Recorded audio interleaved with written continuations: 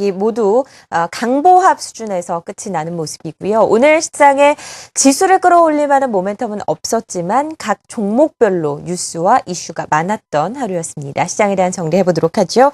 동양증권 골드목동지점 고윤기 연구원 나와 계십니다. 안녕하세요. 네, 안녕하십니까? 네, 오늘 코스피 코스닥 어떤 흐름을 나타냈는지 동향부터 점검해보도록 하죠. 네, 오늘 코스피는 1포인트 상승해서 1910포인트로 장을 마감을 했습니다. 지금 60일 이동 평균선을 지금 돌파를 하느냐 마느냐, 그리고 1900선을 안착을 하느냐 마느냐의 어떤 기로의 갈림점에 있다라고 이렇게 말씀을 드릴 수 있겠는데요.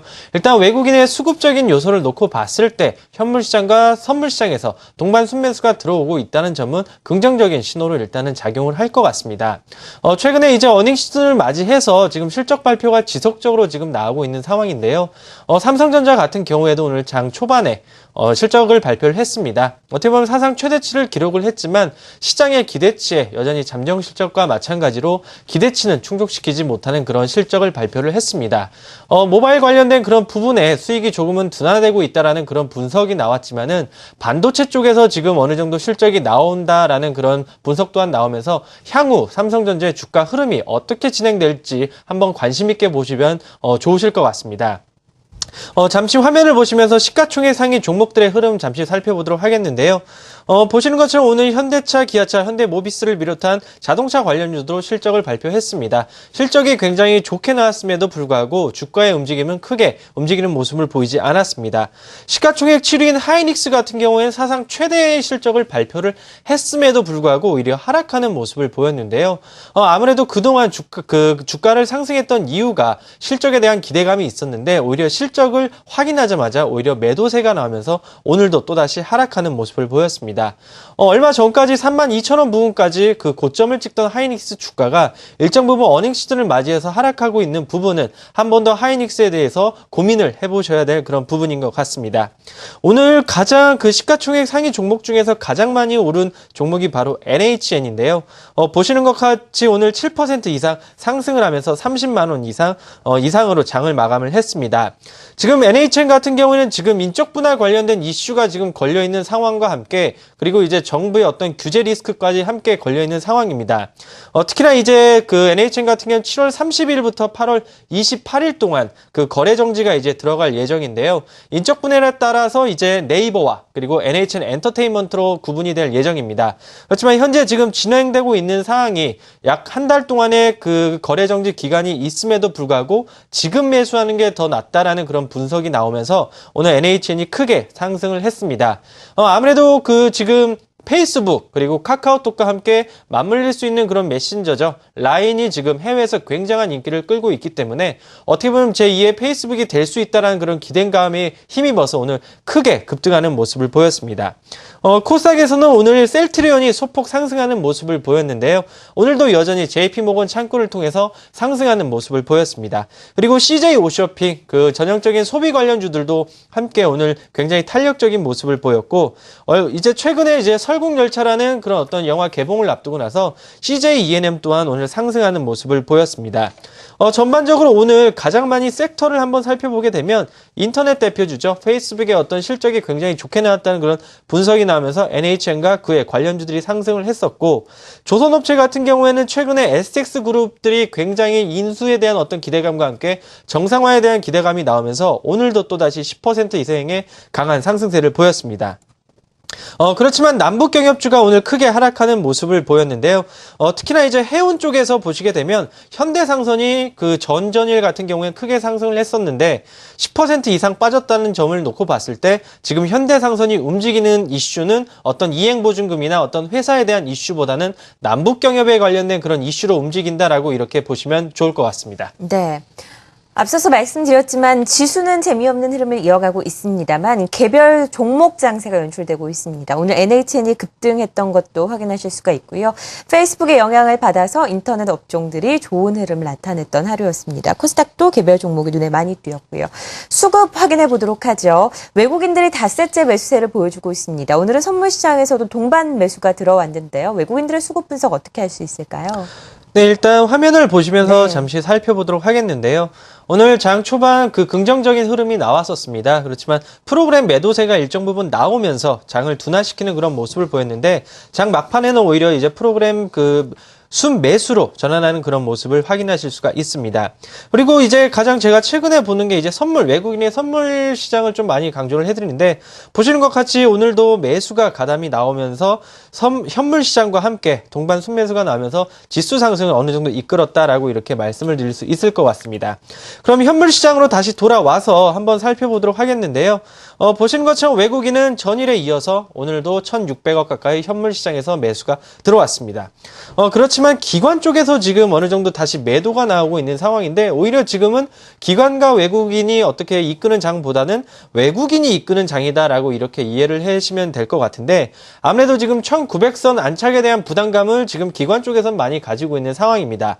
그리고 투신권에서 보게 되면 펀드 플로우를 보게 되더라도 지금 국내 주식형 펀드에서 순유출이 다시 한번 일어나고 있는 상황인데, 아무래도 대부분의 투자자들이 1,900선 위에서는 매도를 하고 1,900선 밑에서는 다시 한번 사보자라는 그런 인식이 팽배해 있다라고 이렇게 확인하시면 될 것 같습니다.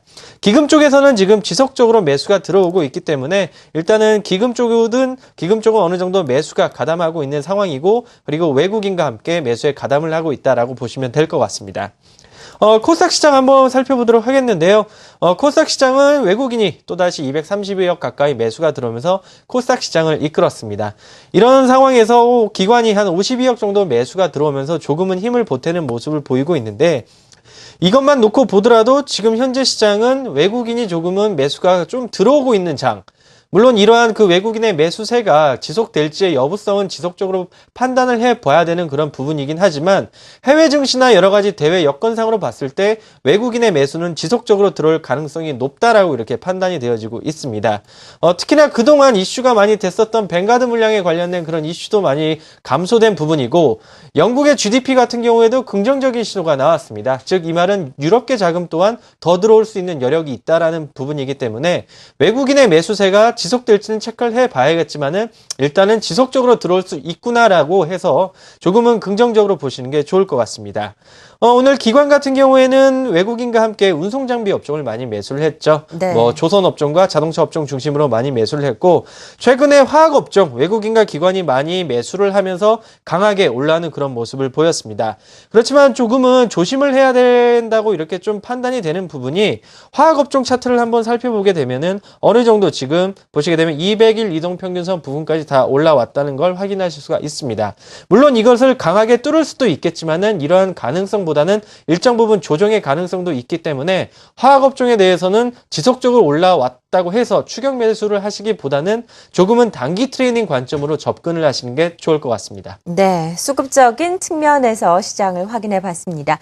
자, 앞으로 시장이 어떻게 움직이게 될 것인가, 실적 시즌이 본격화되면서 개별적인 종목의 이슈로 계속해서 움직이게 될지, 어떤 상승의 모멘텀을 띠고 지수가 1910선, 20선 훌쩍 뛰어넘을 수 있을지 여부도 굉장히 중요한 상황인데요. 시장에 대한 전망 어떻게 하고 계십니까? 네, 일단 시장은 말씀드린 것처럼 지금 외국인이 어느 정도는 돌아왔다라고 이렇게 말씀을 드릴 수 있을 것 같습니다. 물론 네. 이러한 추세가 이어질지는 더 체크는 해봐야겠지만, 외국인의 선물 시장의 매수 그리고 현물 시장의 매수도까지 감안을 했을 때 일정 부분 외국인은 더 추가적으로 유입이 가능하다라고 조금은 긍정적인 관점으로 접근을 해볼까 합니다. 잠시 화면을 보시면서 말씀을 드리도록 하겠습니다. 화면을 보시게 되면 지난번에 말씀드린 것처럼 이 파란색이 60일 이동평균선이라고 말씀을 드렸는데요. 이 부분에서 지금 지속적으로 지금 공방이 이루어지고 있는 상황입니다.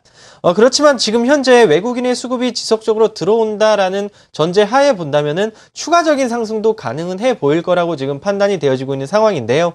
그렇지만 문제가 되는 부분이 바로 거래대금과 거래량입니다. 오늘도 거래대금이 4조 원에도 채 못 미치는 3조 7천억 정도 수준으로 나오고 있기 때문에 어느 정도 60일 이동 평균선을, 거래량을 동반을 하면서 돌파를 해줘야지 어느 정도 다시 한번 추세가 붙는구나라고 하면서 따라서 매수가 들어가겠지만 거래량이 세게 나오지 않는 이상은 어느 정도 60일 이동평균선의 안착을 확인을 해보시는 게 좋을 것 같습니다. 이런 상황에서 코스닥 지수를 한번 놓고 본다면 코스닥 지수 말씀드린 것처럼 파란 선이 60일 이동평균선이라고 했는데 550선, 549선 라인을 지금 돌파를 지속적으로 못하고 있는 상황입니다. 일정 부분 7월 18일부터 해서 540선에서 지금 지속적으로 나오고 있는 상황이기 때문에 특히나 이제 다음 주 정도면은 이제 60일선을 돌파를 할지 아니면 60일 이동평균선을 저항대로 맞고 나서 또다시 하락이 나올지는 일단 그 부분을 더 체크를 해보시면 좋을 것 같은 상황이고요. 일단 주봉상으로도 놓고 봤을 때 지금 현재 20주봉을 바로 앞에 두고 있는 상황이기 때문에 코스닥 시장이 어느 정도는 살아나고 있다라고 말씀을 드릴 수는 있겠지만은 이러한 어떤 61봉과 그 다음에 20주봉을 한 번 더 체크를 해보시면 좋을 것 같습니다. 코스피 시장 또한 지금 현재 바로 앞에 보시는 것처럼 코스닥이죠. 예. 코스피 시장도 보시는 것처럼 1930선에 대한 부담감이 지금 충분히 있는 상황입니다. 주봉상으로도 보셔도 이렇기 때문에 이러한 부분도 다시 한번 체크를 해보시면서 수급적인 요인과 이런 부분도 한 번 더 체크를 해보시면 좋을 것 같습니다. 61선 돌파 여부의 중요성을 피력하시는 분들이 굉장히 많이 생기고 있습니다. 이 부분을 계속해서 돌파하는지 여부 그리고 안착 여부도 여러분께서 지켜보셔야 할 것 같습니다. 동양증권 골드목동 지점 고윤기 연구원과 함께 오늘 시장에 대한 자세한 정리해봤습니다. 고맙습니다. 네, 감사합니다.